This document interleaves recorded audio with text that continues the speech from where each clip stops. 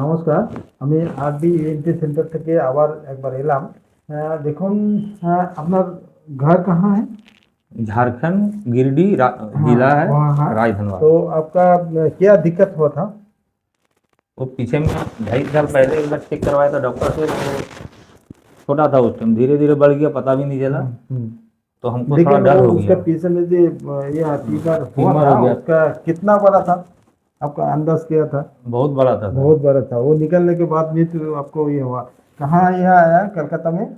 तो कौन डॉक्टर का नाम क्या है? डॉक्टर बीके मंडल सर। हाँ। तो আমার কাছে আসার পরে যেই না এলেন, মানে একবারই জাস্ট এসছেন।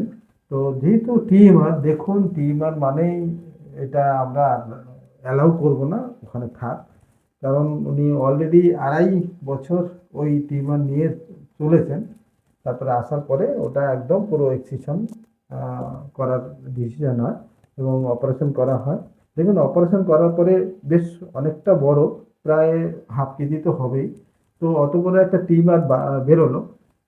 বেরোনোর পরে ওনার যে ঘাড়টা এরকম ঝুঁকে গেছিল সেটাও আর এখন হচ্ছে না, এবং ওখানে একদম পুরো ক্লিন, কোনো সমস্যা আর নেই।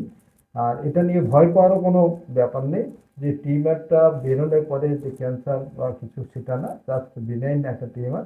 অতএব এই যে ভেতরে কোনো একটা বড় মাছ হয়েছে, সেটা নিয়ে বেশি দেরি করলে কি হবে, অপারেশন করতে একটু প্রবলেম হবে। আর এটা চট করে ভেবে নেওয়া দরকার নেই যে হ্যাঁ ক্যান্সারই হয়েছে। ইভেন ক্যান্সার হলে যে অসুবিধা হবে সেও না, দেখেছেন অনেক পেশেন্টেরই যে। কিন্তু কোনো একটা টিউমার যদি আমাদের থাকে, সেটা কিন্তু ডক্টর হিসাবে এটাকে অ্যালাউ করা উচিত না। কেন? সেটা ১ নম্বর, অনেক বড় হয়ে আশপাশের অর্গানকে ক্ষতি করতে পারে। এক।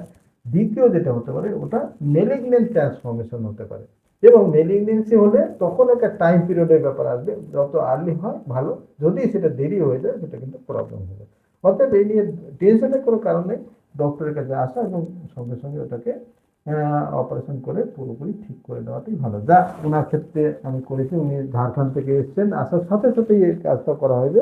1 সপ্তাহ জাস্ট হলো, আমরা আজকে স্টিচ ফিস্টিচ সব রিমুভ করে দিলাম। উনি কিন্তু পুরোপুরি মুক্ত, কোনো কাজ করতে কোনো অসুবিধা নেই। যেদিন অপারেশন হয়েছে আমি তারপরের দিনই ওনাকে বলেছি, উনি ওনার নিজস্ব কাজ করতে পারেন, কোনো অসুবিধা নেই। কোনো খাওয়া দাওয়ার কোনো রেস্ট্রিকশনের কোনো ব্যাপার নেই। এই বলেই আজকের এই ভিডিওটা শেষ করব। সবাই ভালো থাকুন। নমস্কার।